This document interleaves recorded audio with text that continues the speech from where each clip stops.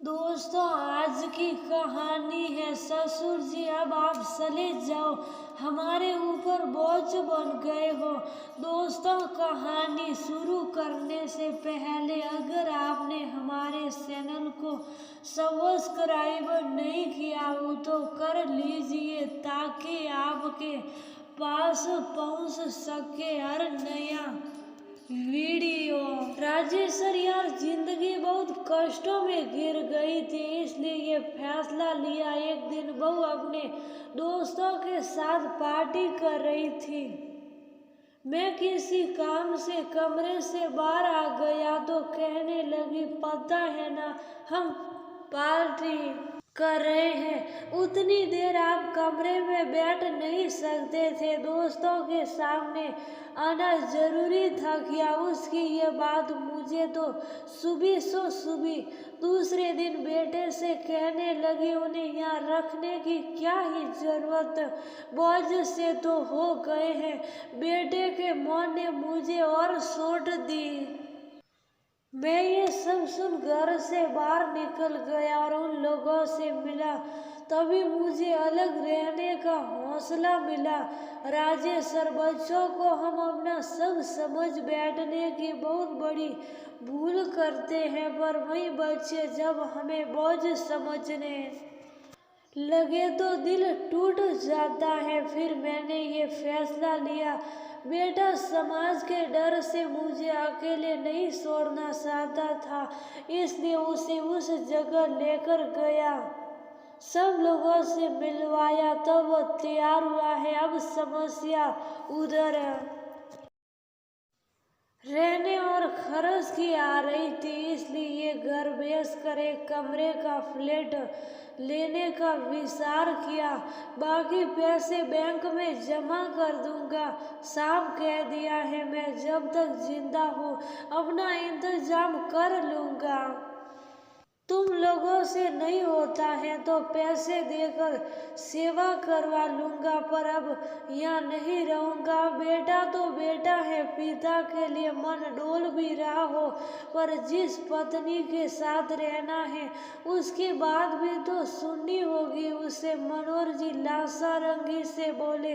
Rajesh sir दोस्त को गले लगा लिए और बोले, मनोहर तू हौसला रख, तेरा यार है अभी तेरे साथ।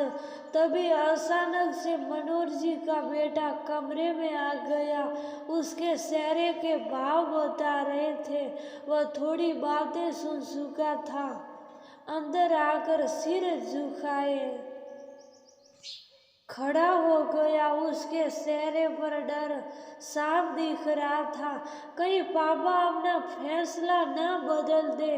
फिर भी वह हिम्मत कर बोला, पापा चले, सोच रहा हूँ ये घर किराए पर ही रहने देते हैं, अब हमारे साथ ही रहिए जैसे भी हो। नहीं बेटा, अब मैंने फैसला कर लिया है, मैं उधर ही अपने हिसाब से रहूंगा। तुम्हारा जब मन करे मिलने आना। कभी कभी किसी फैसले को लेने के लिए बहुत हिम्मत और हौसले की जरूरत होती है, जो मुझ में अब आ गया है।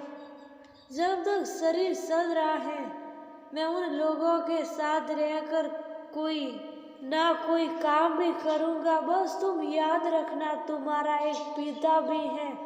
सले सब फाइनल कर लिया तो मैं कागजात पर साइन कर पुराना घर उन्हें देकर अपना नया घर लेना चाहता हूँ। इस बार मनोहर जी की आवाज बुलंद थी। राजेश सर और सुंदर जी ने मनोहर जी के हौसले का मान करते हुए उन्हें अपनी सहमति भी जता दी। दोस्तों, कई बार कुछ बच्चे या माता पिता बहुत लाचार से हो जाते हैं, तब कोई ऐसा कदम उठाने पर मजबूर हो जाते हैं। मनोहर जी सब ईसाई त्याग कर आखिर कब तक बेटा बहू के साथ रह सकते थे? शायद तब जब उनके पास कोई और सहारा नहीं होता। आजकल कई जगहों पर इस तरह की सोसाइटी बन रही है जहाँ वो पेरेंट्स रहते हैं जिनके बच्चे या तो साथ रखना नहीं चाहते या उनके लिए अपना कोई दायित्व नहीं समझते, या फिर विदेश में रहते हुए भी माता पिता की जिम्मेदारी निभाने का दायित्व निभाना चाहते हैं।